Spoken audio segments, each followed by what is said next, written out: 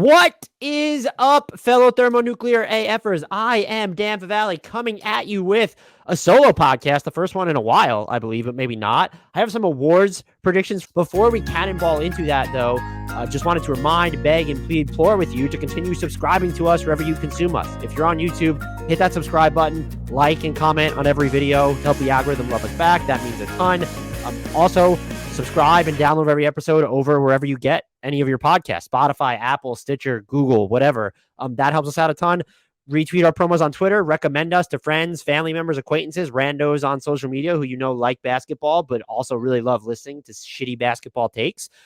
That would mean a lot too. Anything to help us continue growing the community around these parts. And a quick thank you to everyone for helping us get to 2,000 subs on YouTube. I think we're over that, 2.01, whatever they say now. It happened over the weekend. We reached it before the regular season. Very small milestone. Still, I'm very appreciative of it. And let's continue to grow the community. Again, genuinely appreciate every single person who's reached out, commented, subscribed. All of you, you rock. Genuinely. Let's get to the point where I guess I piss people off by being genuine in what I'm trying to pick. I went 5 deep for each award and then 10 for MVP just because it's really only 3 and 5 respectively normally. But there are a lot of names that I considered for these, but I wanted to get something on paper so that people can make fun of me later.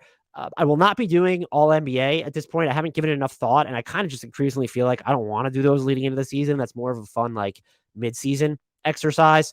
And also, if you do player rankings and stuff, like, you can kind of discern what your all NBA predictions would be. So we'll begin with Coach of the Year here.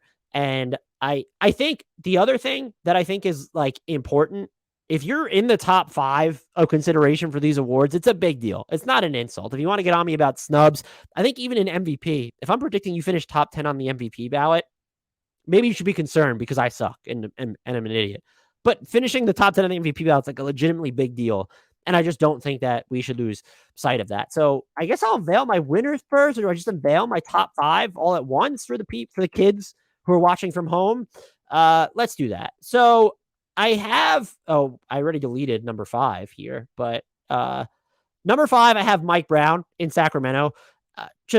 I think if he staves off them being a bottom 5 defensive team, he's kind of done his job, but just also the vibes that are emanating out of Sacramento, I just buy into it, where, like, maybe he's just really laying a cultural foundation to where the team understands how they're playing, what they're doing.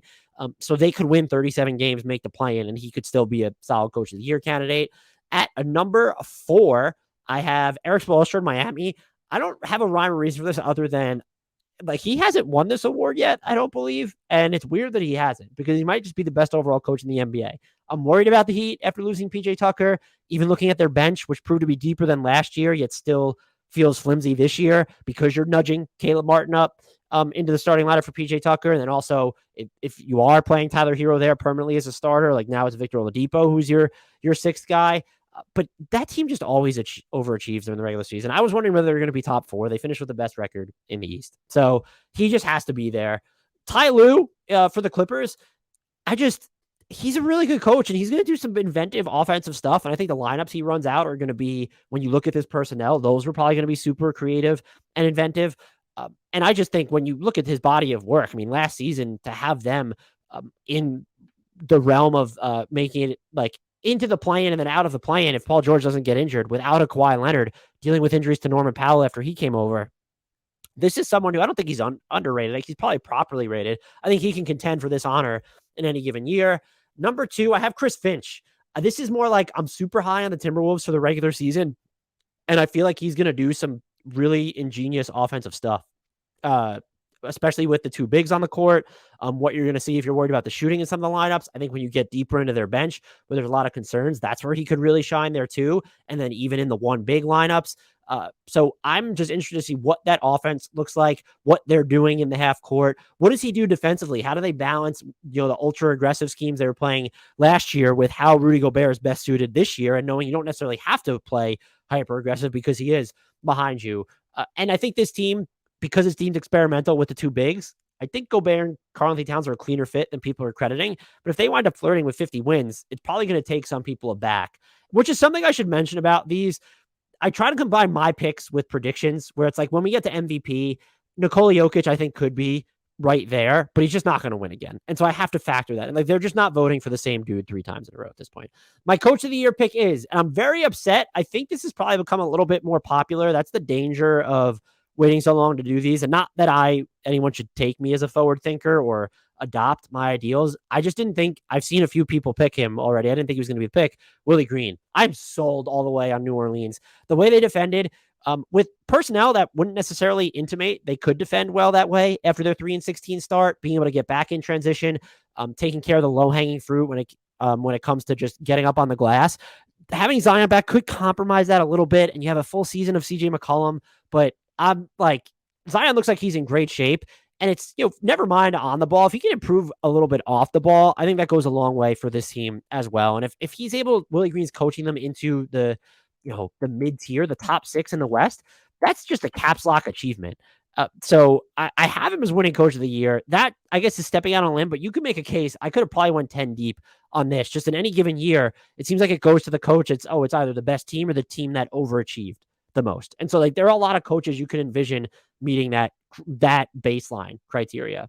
6th man of the year, the award I hate the most, defensive player of the year I might hate the most, because I feel like just full stop, the stuff that I understand about defense is just not granular enough for me to, if I actually had a vote, to make myself cast it. So that's the hardest. So I don't know if I hate it the most. 6th man of the year I hate because it could technically be the 7th, 8th man. It's almost like, it doesn't matter if the guy's closing game, should he really be considered a 6th man? But it's an award, so we're going through it. At number 5, I have Colin Sexton. I just don't know how long he's going to come off the bench in Utah for. But if he does, he's like carbon made to win this award. And they're going to have a ton of space around him in most lineups. Like, yeah, they could play Vanderbilt or Walker Kessler at the 5. Kessler might have a jump shot, though, for all we know.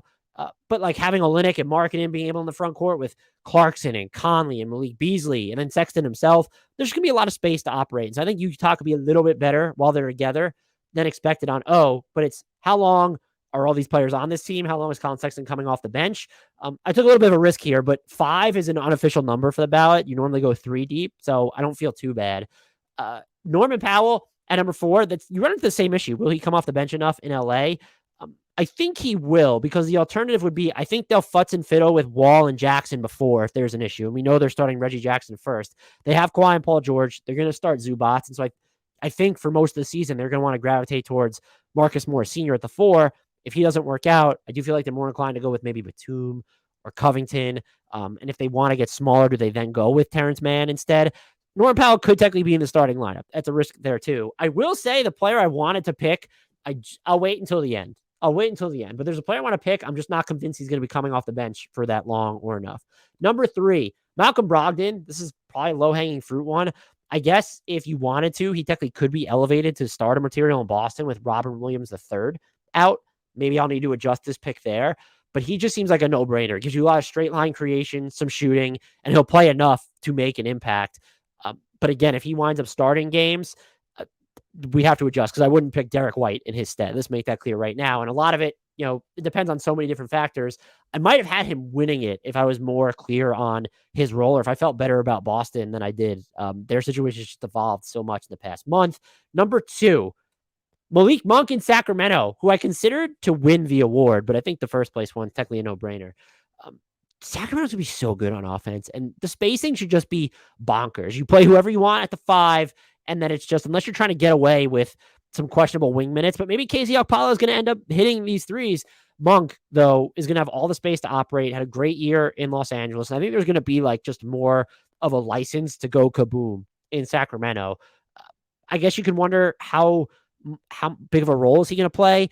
If they're going to, are they staggering him a bunch from Davion Mitchell? I ultimately think that he's just going to play enough, because the top 7 on that roster is what matters the most when you're looking at their start. Maybe even top 8 if you want to throw Holmes in there, but you look at their top 5 of Barnes, Sabonis, Murray, Fox, Kevin Huerter. You also have Davion Mitchell, Malik Monk. Who am I forgetting that's super obvious here right off the bat? I'm already going off the rails here. Holmes is there for sure, but there's wing questions about this team. Did I name Harrison Barnes there? If I forgot Harrison Barnes, I apologize. But I think Monk is going to play a prominent enough role there, and his scoring, his shooting, his ability to do things like off the dribble where maybe those assist numbers come up because Sacramento surrounding him with so much shooting. Like these bench lineups could even include Trey Lyles, the element of floor spacing that you're going to get from him. So I believe that he's probably going to end up being their most important bench player to me. That's from someone who's a little bit lower on Davion Mitchell than the consensus. So I think he's going to be right in that mix. I just don't think ultimately that you're going to beat Jordan Poole. He's my number 1 pick. Will he come off the bench enough to qualify? Yes. I think the Warriors will just it's not even stagger at that point. It might just be an early plug. If they find they don't want to go with too much Kevon Looney and Draymond Green, or that they want to give it a different look with getting him in there for Klay Thompson even, or maybe Andrew Wiggins, it'll happen quickly. He'll play like 30 plus minutes per game. I think he'll close a lot of games still. That was not the case in the playoffs. That might be something to watch, but for the regular season, he's the quintessential 6th man of the year. The player I want to pick here, I'm actually not going to get to because as of right now, he's my most improved player pick. And I don't know if it's spicy or not, but number 5 on most improved player ballot, Cam Johnson, starting in Phoenix, beginning the season with some injury concerns, didn't get an extension. That was weird, but now he's playing for his next contract officially. That matters. And either he and or Bridges are going to be saddled with more on-ball responsibility. I think I trust Mikal Bridges more when you're looking at like passing stuff, but when you're looking at Cam Johnson, shot creation, the types of shots that they can hit, I like him more. And so I could see him just really exploding. And his numbers have already been deflated enough to where if he does pop, it's going to help his most improved case even more. And I think his role becomes much more important this season, not just because Jay Crowder's not there, but the bench might suck. I mean, they have real NBA players on there. Don't get me wrong. Mike Vigil was singing the praise of Jock Landale to me, thinks that I'm really going to like him. Have not seen enough of him in preseason to comment on that. I am an Inish Wainwright guy. I don't actually know if he's going to play, but do you trust Landry Shamet? Do you trust Cameron Payne? Do you trust Torrey Craig? I like the idea of Damian Lee. Like, is it as good in practice though? I could not tell you. Josh Okogie, I don't trust him really at all. Dario Saric, let's see what he looks like. Bismack Biyombo had some quality minutes for them last year, but no one I named really. I guess you're looking at Craig and Saric and Okogie and Lee. Like if you're talking about the wing minutes, that's where you're going to impact or infringe upon Cam Johnson's importance the most. And I just don't think there's anyone on the roster that could come close to doing that right now. I wouldn't be shocked if people have them higher on their ballots or if he actually won this award, to be quite frankly. That's the other thing. If you're on this ballot, I see a pathway to you winning the award. Number 4, Tyrese Halliburton. I'm just wondering if he can get better enough on an Indiana team that will eventually be tanking to win. I think that whether or not he's more aggressive as a shot taker and maker, just the passing is beautiful from him. I think he can control and run in offense. I think he can do a lot of stuff out of isolation. I think you're going to see more complicated off the dribble, not moves because he has those, but shots that he'll hit. And if the Pacers are a little bit better than expected in the interim, that will buoy his case. But I think this guy's the real deal. Like, I think he's a future All-NBA candidate, if not outright selections at some point. I'm just wondering if the baseline is too high for him already to where he's not going to play in enough games, or the Pacers aren't going to be good enough to get an attention, or more likely we're dealing with some Tyrese Halliburton breaks. Now, they did play him through the end of last season. It's just a little bit different when the tanking is going to be as aggressive as it will be this year. That's the level of thought I'm putting into this, if anybody cares. Maybe you view that as just this surface level bullshit, but that's the level of thought I'm putting into it. Number 3 on MIP, Wendell Carter Jr. I am pretty bullish about this. Averages like 15 points, 3 assists per game last year on relatively efficient scoring. Did a better job of hitting the 3 ball as the season went on. He's around more talent this year. Franz Wagner's a year older. You have Paolo Banchero. The guard play is still going to be iffy. Jalen Suggs doesn't look like there's a long-term injury concern there. Markel Fultz, we know that he's dealing with, what was it, thumb injury? I can't even track of all the injuries that were coming out.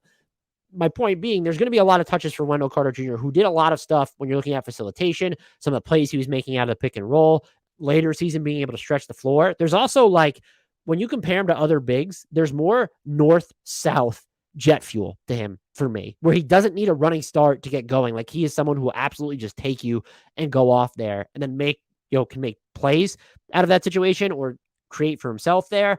I think that he could end up in the All-Star conversation in the East. And if he does that, he's probably going to be in the most improved player discussion. I think that he improved a great deal last year, but that the baseline isn't so high, or at least his ceiling is still far away enough for me. I can see him contending there. And look, a lot of people, I don't know how I feel about this. I feel like we might be rushing to coordinate how good Paolo Banchero is.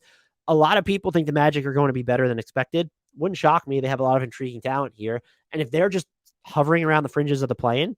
That's going to help him get attention for MIP. Kind of a stab in the dark, but I'm pretty bullish on how good Wendell Carter Jr. is. Number 2, LaMelo Ball was my pick. I don't even know if I should have him on this list. He's dealing with the ankle stuff to start the year, not projected to miss a ton of time, but I am convinced the Hornets are not going to be good this season. And so I'm curious as to whether he'll be brought along slowly or if he'll miss a mysterious amount of games as they try and enter the Victor Wembanyama, Scoot Henderson sweepstakes. And then even if he's going to play a bunch at full bore, what does that kind of look like? Not coming back from the ankle injury, but with what this team sort of looks like around him, with a lot of inexperience at the 5 or just not enough raw talent there. I do think, though, that this is someone who has shown so much already. And if he can make any improvement as an on-ball defender, I think we've seen that he does a lot of stuff off the ball there.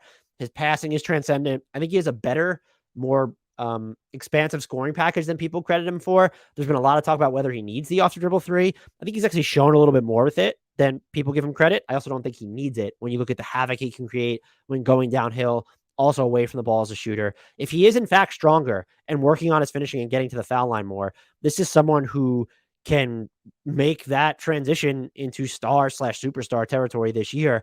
I think for him, it's not a matter of skill, it's opportunity. And whether the Hornets are going to give him enough. That's what makes some of these awards super tough. The ones that aren't traditionally tied to winning. And look, I called it 6th man of the year. How about that? 6th man of the year. I just fixed the typo for anyone who cares.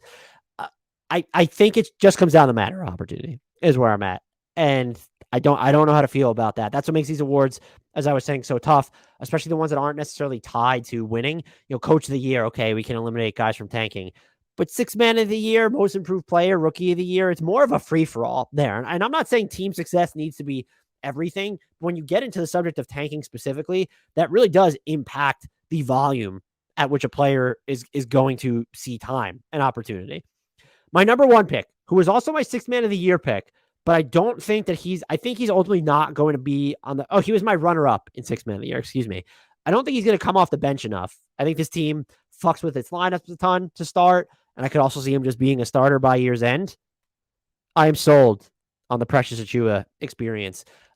He is just, he's an enigma in the best possible way. When you look, we talk about the shooting last year, ends up jacking up his attempts, shot almost 36%, shot like 40% to close the year. What he can do is just this ultra switchable defender at every level. It's like he's a stopper at every level on defense, which is just so rare. And then we saw it a little bit last season, but we saw it this preseason, and I got into it with Aman Adan when we were talking about the Raptors on our look ahead.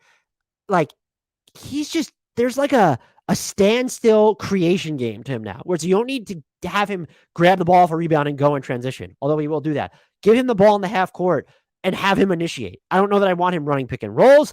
I don't want him entrusted with facilitating for others, but in the preseason, he took and hit like some just spinning in between shots. He's able to back guys down with like, maybe not the highest level of coordination, but with this speed that puts a lot of pressure on the basket.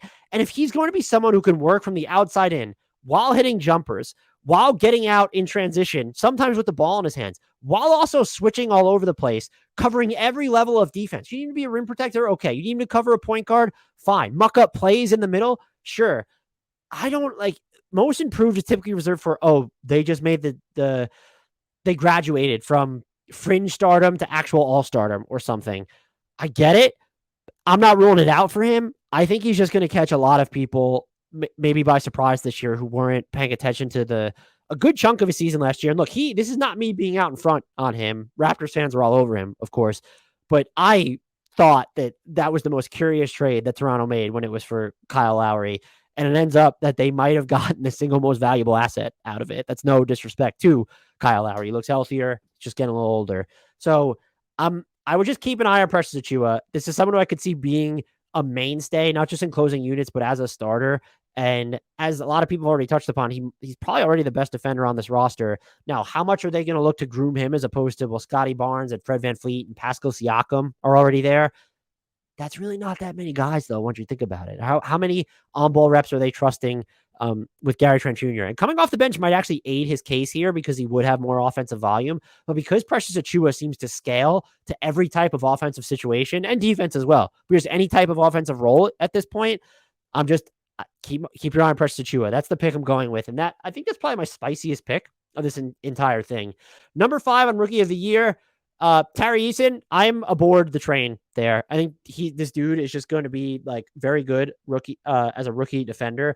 And because the Rockets are like, they don't have these true wings, I think he'll wind up playing a pretty big role for them. And I also don't think the learning curve will just be as steep for him as it will be for Jabari Smith Jr., who I think his best skill set right now or best role will be as a play finisher on offense. And then they're going to try and have him do just really complicated things on defense, particularly when he's playing with Alperen Şengün. I just think while he by far and away is the higher ceiling, it might take him a little longer to come along. Number 4 here, Keegan Murray. I think a lot of people are going to pick Keegan Murray. Ultra plug and play. The way he moves without the ball for Sacramento in Summer League, from what I saw, was just absolutely incredible. Going to be able to knock down shots right away for them. He should be fine defensively. I just don't know that I trust him to actually cover wings. I think defense really isn't that important if we're being honest, when we're talking about Rookie of the Year to begin with. I'm just wondering if he has enough scoring volume or not playing time volume. I don't think Mike Brown will give him a quick hook, but like that hierarchy in Sacramento is pretty crowded with Barnes and Sabonis and Fox and Kevin Huerter, and then Malik Monk coming off the bench. I'm just wondering if some of his offensive production can be artificially repressed, and if his role is going to be, and you could factor this in, but like, will he be more of a decoy and not have the counting numbers to really get involved there? Still, top 5 for him would be pretty good. Wouldn't shock me if he won it. I think that you could probably name, if you told me Eason won Rookie of the Year, I guess I'd be a little bit surprised. But if you just told me like any of these other guys, and even people that don't make this list, like Jabari Smith Jr., if he just hits right away. Jeremy Sohan at number 3. I'm convinced he just feels like a very good connective player. And if his jumper improves at all, or he shows anything with it this season, I might be ready to vault him up these standings a little bit. I think he's already going to give the Spurs a lot of defensive malleability. I think he's going to he has a nice feel for the game, even when he's not taking it like a dribble as a passer. And if you can create space or get him out in transition into the lane where he can make plays for others, I think he's going to shine. And I do think the opportunity will be there. I've still gone back and forth on whether I think the Spurs will play their really inexperienced kids enough, where if it's Josh Primo, I get it. He'll play a bunch as a sophomore, but they've always been a little bit more judicial with their rookies. I just don't think that's going to happen this year. Also, I nudged him up at least a few points in my head because of the hair color. And no, I don't regret that for anyone who's asking. Benedict Mathurin at number 2. He's been a fairly popular pick to win it. He has, and take this with a grain of salt, just because anyone who probably paid attention to college basketball knew this. Based off Summer League, he has a lot more on-ball juice to offer than I really just ever envisioned. And he's going to see, I think, a lot of wing minutes since the Pacers just are anti-wing at this point. There's Aaron Nesmith, and like that's basically it. Do you consider O'Shea Brissett a wing? I don't know that I go that far. So he's like more of a 2.5, I guess. This dude can score. And if they put the ball in his hands, like it wouldn't shock me if he's just, it could be rough for some moments, but can he work himself into the discussion by the end of the year, like the way Jalen Green did, where he's just putting up these gaudy, efficient numbers because it's really coming together for him? What if he does that a little bit earlier because he has a primary ball handling partner that Jalen Green did not have? Like that's not Kevin Porter Jr. John Wall wasn't playing. Dennis Schroeder for part of the year doesn't count. Josh Christopher, So it just wouldn't surprise me if he is the actual winner of this award. It was actually tough for me to choose here because the player I actually went with was Paolo Banchero. Low-hanging fruit. I believe so much in him, but now I'm wondering, when you look at the guard play, some of the injury concerns on this roster, are they going to put too much on him? Much like they did with Jalen Suggs last year, which contributed, in addition to injuries, to him having that sort of stop and start rookie season where he just wasn't super efficient. It could take longer for it to come together, but I believe in Paolo Banchero. We're talking megastar material. That's what I see as the outcome for him. Having someone with his size who can create the way that he does. He's probably already Orlando's best passer. Is it I don't know how you feel about Suggs or Wendell Carter Jr. there. Like, do you feel that strongly about Cole Anthony? So Paolo Banchero, I can at least justify, if this loses, I can at least justify picking it because he was just the number 1 overall pick. I am wondering if I've rushed it though, because he's going to have such a high profile role. Does he need time for it to come together? That being said, like you gave Cade Cunningham a high profile role last year. If he doesn't miss part of the year due to injuries and plays in just as many games as and minutes as Scotty Barnes and Evan Mobley, does he win the award? I don't know. So I just feel like Orlando's going to give him like complete control over the offense from day one, or at least as much as he wants it. And there's enough talent around him that I think can augment him. If Jalen Suggs has a bounce back year, Franz Wagner's already really good. Wendell Carter Jr. is really good. Having two caliber players like that around him is a big deal. Questions about the shooting, some of the lineups they will run. I ultimately trust him to just really make waves on the offensive end. It wouldn't shock me if he led the Magic this season in both points and assists. And those numbers aren't everything, but it would be a pretty big harbinger of how good of a year he's having. Number 5 on defensive player of the year, I have Evan Mobley. I mean, Evan Mobley just everywhere, all at once, all over the place, just absolutely monstrous. If the Cavs have a really good defense this season while playing a lot of Mitchell and Garland together, but also while maybe not skewing all the way defense at the 3, where it's, oh, did they try and get away with Jetty Osman for too many minutes there? Like if they go that route, or if they play a bunch of Karis LeVert, like with those two, and then the defense is still good, Evan Mobley's probably going to be the primary reason why, just because we keep talking about, well, who's their wing defender? Who's their wing defender that can, Isaac Okoro's good, but can he hit enough of his threes or make, are they going to create enough space to generate for him to get moving downhill off the ball? Fair questions. Evan Mobley is just like you want him to be your point of attack defender, your wing defender, you're big, fine. I think he probably deserved to be, I don't know where he finished, but he probably deserved to be in like the top 5 or 6 of this last year. I think I might have had him on one of my all defense teams. Make of that what you will. Number 4, Rudy Gobert. I think he might be, there are 2 ways to look at this. If Minnesota is just really fucking good when they get him, it's kind of this vindication for Rudy Gobert. But I also wonder if people go the route of trying to discredit him, where this dude's already won 30 times. Now he has better defensive talent around him because of Jaden McDaniels, Kyle Anderson, although those two probably should never play together. And then even Anthony Edwards. I think there's some people might argue, like you probably argue that D'Angelo Russell put up a lot more defensive resistance than Donovan Mitchell last year. So I think that works against him, but it could also work for him. I think he's more likely, this would be my, and maybe it's ass backwards, but maybe not. Maybe it's because the offense outranks the defense. He's more likely to finish, to me, top 10 on the MVP ballot than top 5 on the defensive player of the year ballot this year. That's probably a dumb prediction, but I think people are going to use that to, oh, well, he just had more talent in Minnesota this year. Like whatever. He could certainly be in the mix there though. Number 3, apparently doesn't want to show, and I deleted them. Number 3 is, I'm doing this for the benefit of people that are watching. I just don't want them to not know who is there. Also, did I forget? Who's to say? Number 3, Giannis Antetokounmpo. I considered having him win the award. I'm just, with Brook coming back, that helps him play in his best role, but does that also take away from his case? I'm just worried that, not that he's going to break down, I want to make that clear, but that Milwaukee might not care about the regular season enough at this point, and maybe we even see some pullback on the way that Giannis is used. And then if Brook Lopez gets injured or has to miss time, like Giannis all of a sudden becomes like your primary big in those situations, which might be the best version of yourself for the postseason, maybe definitely the best version of yourself on offense. Does it displace him from his best defensive role, which is, no, you're not necessarily the primary big, but you're all over the place everywhere all at once is the best way that he could play. You don't even want him to be, you can go up against certain guys one-on-one, but that's not what you want him to do. Splitting hairs here. Any one of these, especially the 4, I think you can argue would win the award. Draymond Green at 2. I wanted to pick him to win.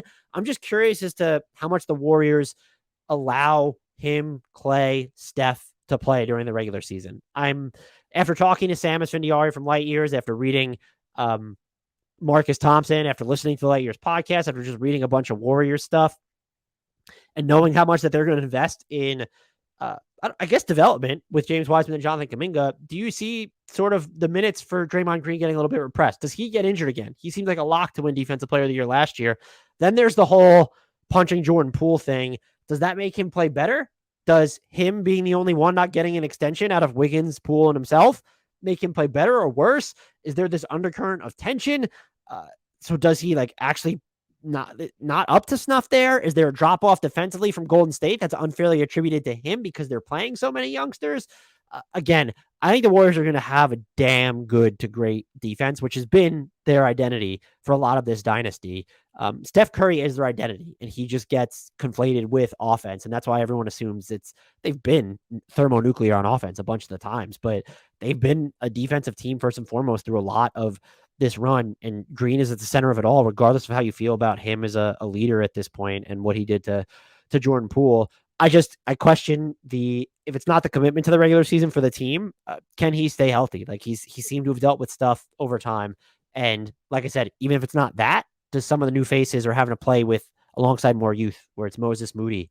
But presumably Jordan Poole is going to play it a lot more and he's not a good defender, but with Jonathan Kuminga and James Wiseman specifically, does that hurt you at all? I'm just really trying to come up with ways to not pick him. It's hard to justify. I have Bam Adebayo at number 1.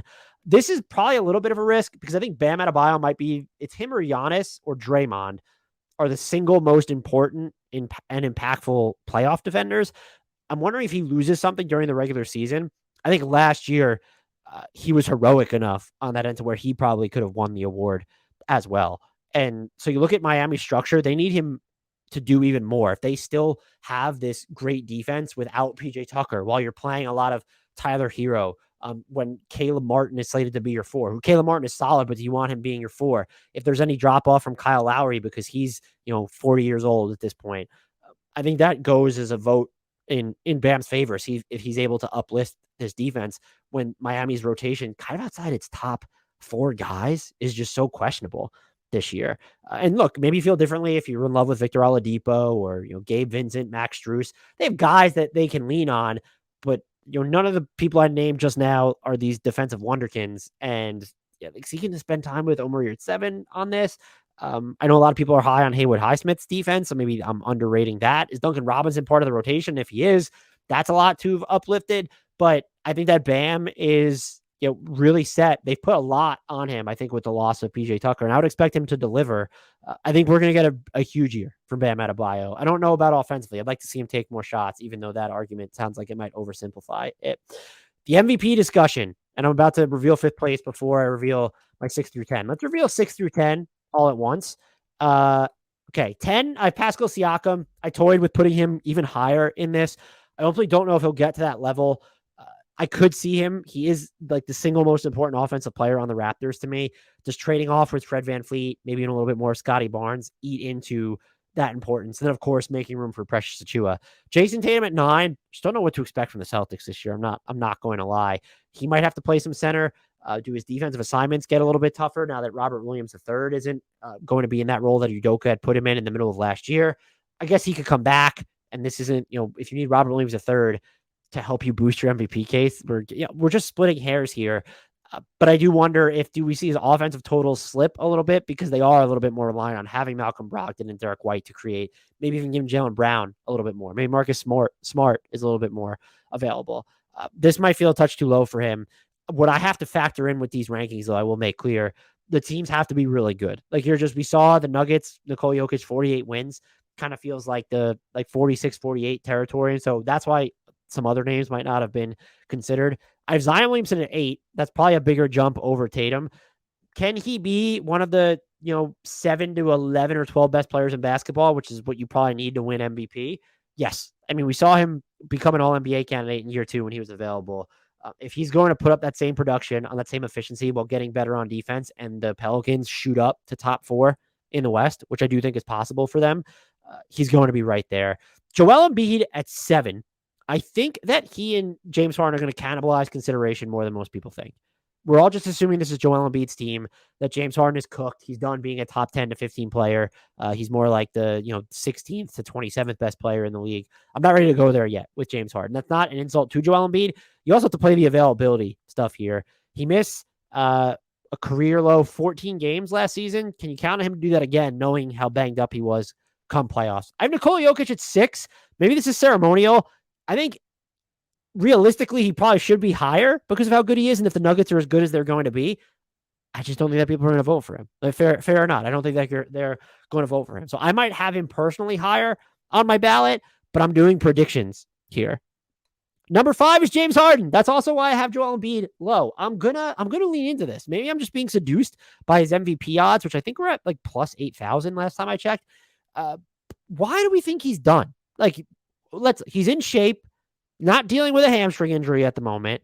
And as far as we know, he's not going to go on an effort strike this year, like the past 2 seasons, so that he can get to another team. And that alone is just huge. It's a regular season award, too. Maybe the way he's played in the playoffs past, the ball couldn't get back to him, that kind of taints the way that people view him. Maybe Joel Embiid's importance on defense coupled with what he does on offense uplifts him over James Harden. I see that we might have a year or two left of close to Houston Rockets James Harden. And knowing how good the Sixers are going to be, knowing how much he opens up for everyone else, even if he's scoring a little bit less, I think he could firmly end up in this discussion. Luka Doncic at 4, he is the betting favorite, I believe, and he's probably going to be one of, if not the most popular pick. He has the Jokic case going for him right now, which is the team around him got worse just by losing Jalen Brunson. And since the supporting cast is so unimpressive to begin with, if he's able to prop up the Mavericks to play like a top 4 or 5 team in this West, where the healthy Nuggets and Clippers are there, where the Nuggets and the Suns are there, where the Grizzlies are still sort of hanging around, where the Timberwolves and the Pelicans are rising, or if the Lakers trade Russ or something, that becomes a big deal. And I wouldn't shock me if he won it. Not that I think Dallas is going to tank. I question whether they're going to be good enough for him to win it. But I do recognize that like their biggest offseason addition right now was him getting a personal chef. Because if he's coming in just great shape and ready to tear it up, we saw what he did last year where he kind of willed himself into that like fringe top 5 consideration. That was with having like 2 months of the season just sort of thrown away where he was playing his way into shape. So this is tough. It was tough to place him. The next one, I think a lot of people will have Devin Booker, who I have at number 3, behind Doncic. I think that might be fair. I'm expecting a massive year from Booker, and maybe it's not enough because there are so many questions about the Suns, or maybe they're focusing on giving Ayton and Johnson and Bridges different kind of touches. I fully believe that Devin Booker is going to have to be used as even more of a floor general this season, with CP3 getting up there with the questionable depth. He finished, was it 4th or 5th on the MVP ballot last year? I would have him hovering around the same instance here. I do tend to be higher on Devin Booker. I just look at the attention that he's able to draw when he's on or away from the ball, the different forms that his offense can take, whether you actually need him to be passing off of live dribbles and going downhill, or just snaking into the middle and like mutilating defenses from there. You'd like to see his rim volume go up a little bit more. I'm just convinced one of these seasons he's going to shoot like 43% on 4 pull-up 3-point attempts per game or something. I just wouldn't rule it out. And knowing that CP3 is a year older, that the Suns are shallower, is this someone who could average 30+ points and like 6+ assists per game or 7+ assists? I think that that's his ceiling this year because they need it. And he's not someone, maybe you don't care about the regular season as much, but you're more likely to curb the minutes of a Chris Paul, which then is going to inflate the criticality of Devin Booker. So you're not going to enforce a minutes cap on him. We have to see how invested they are in doing that. And the idea that we need to see more of Devin Booker is I don't want to say traditional point guard. We've seen him be the primary playmaker before, but like in these actual just slow it down, there is no other option on the court. Like there's been limited lineup sample size with that. And even when he's used like that, feels like he's also playing off someone. I'm talking no campaign, no Chris Paul on the floor, lean into some bigger lineups where he's actually your point guard. This might be me stepping on a limb similar with James Harden. I think it's just going to be a gargantuan season from him. And maybe I'm also trying to counteract how low people are on the Suns. Number 2 is Steph Curry. He was my pick, and you could move him down if you want, and I'd listen to you. I think they're probably going to rest him more than anybody else on the team, or at least conserve him because of how important he is. We're talking about someone who is going into his mid-30s now, but I just people were kind of down on him last year because he didn't shoot 1,000,000,000% from 3. I just feel like he's going to have, I don't want to say, I'm just going to throw out monster season again here. It's just, he doesn't have anything to prove, and they're coming off a title, but man, with all do we use the Draymond Jordan Poole thing do they use it to rally around Steph Curry and then that narrative gets painted? Because MVP a lot of the times is narrative. I'm really not caking that in. If you told me Steph was going to play in 67 to 68 games, 69 games, if you told me Steph was going to play in 70, I'd pick him. So let's boost the number. I'm picking MVP here. So if you told me that Steph was going to play in 70 games, I would give the MVP to him. I just don't know if he's going to. I don't know that the Warriors have made his job any easier, by the way. Jordan Poole is yet to run a league average offense or better when Steph Curry is off the floor for his career. I don't think that's saying much because last year's Jordan Poole was his first year was throwaway. His second year was didn't really get going until later. And then last year was the real full season where it's like, oh, that needed to be the guy during those minutes. I think he's more equipped to do that this year, and they have some interesting players around him with the partnership with Dante DiVincenzo, if they play those two together, or if there's the pick and roll chemistry that he gets going with James Wiseman. I'm not ruling it out, but I just don't think that the Warriors have done much, if anything, to assuage their reliance on Steph offensively this year. Jordan Poole is that next in line, having a full year of Klay Thompson. Maybe you trust Andrew Wiggins to do some more stuff on the ball for you. Not ruling it out. I just think that we're going to once again look at, it's not just this wild swing in performance when he's off the court, but that the Warriors offense might be just so measurably worse that we can't deny it. Still, I couldn't bring myself to pick him, mostly because there are a lot of people who cover the Warriors or follow the Warriors, multiple people that just talked me out of it for this reason. And so I put him at 2. He probably should be lower based off what they said. So my MVP, my actual MVP pick is Frank Ntilikina. No, I went with Giannis Antetokounmpo. I think the stage is sort of set for maybe him to win the narrative award. We can assume he's pissed off because he didn't win the title. And he's just always been like the best player is the last one standing or whatever. But also just Chris Middleton's missing time to start the season. Pat Connaughton's out for a while. The Bucks' depth is in question regardless. They just need Giannis Antetokounmpo to be Giannis Antetokounmpo even more so. And if we're also going to pepper in some improvement or him continuing to broaden his offensive horizons, where we saw him just have more of a mid-range game last year, just some counters to counters. Maybe he gets to a point where he's actually looking for those shots rather than taking it because the defense has backed off and just casually dribbling into it. Like maybe that's something he gets to and gets off at a higher processing speed. It's like honestly just game over there. I really flirted with picking him to win Defensive Player of the Year and MVP again. That's just the type of ceiling that he has, is to do it twice. But I do think that he gives the Bucks a level of stability, even amid all these injuries, even with offensive concerns for Drew Holiday, who, by the way, is kind of a dynamo in the regular season, just hit his step backs at an astronomical clip last year. It was over 40%, and he took a good amount of them. And his effective field goal percentage was like close to 70 or some shit like that on them.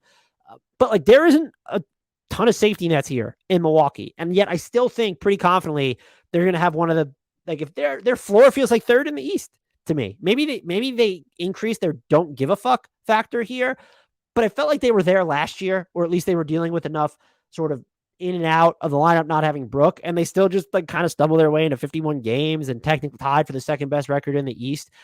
This is a team where if its defense is going to be better through and through, they will certainly be good enough for Giannis to get the attention. I don't know that maybe do we have Giannis voter fatigue because he's won twice already? I don't think we're there yet. And this is just the best player in the world by a pretty substantial margin now. The only one that I have really in the same realm as him would be Jokic, Doncic, Steph. I guess if you want to go Kevin Durant here, but availability is a thing. And there is no one who is so dominant at both ends of the court like him. It's not me calling him a two-way player. This is someone who can win, who can lead the league in scoring while winning Defensive Player of the Year. That's like, are we about to see Giannis average 30 plus, 8 assists while contending for Defensive Player of the Year? That is his, like, that's not even his, I don't want to put a ceiling on him, but like, that's a scenario you can envision for Giannis. I think it's all lined up in Milwaukee to where they're going to have to rely on him to such an extent that if he's not in the discussion, top 2, 3, 4, 5 of this, like they're probably in a little bit of trouble. And so I'm always just going to trust in Giannis, who to me is just the best player in the NBA by a substantial margin. Apologies to LeBron James for bouncing you from the top 10. I think that's only the 3rd time in your career you'd be left out of the top 10, or 2nd time since your rookie season, whatever it is. I don't trust the Lakers here. Like I can't consider Anthony Davis in there. Those are my awards picks. Let me know what you think on Twitter or the comment section of YouTube. Please, if you made it all the way here, remember to subscribe. Hit that sub button on YouTube. Comment and like the videos to help us, break the algorithm, make the algorithm love us back, however you want to frame it. Subscribe to us on Apple, Spotify, Stitcher, Google, wherever you get your podcast. Download every episode. Ratings and reviews help a ton there as well. Until next time, and as always, I leave you with the shout out to one, the only, the indelible, the actual MVP, who's in a class of his own, even though I didn't pick him, Frank Ntilikina.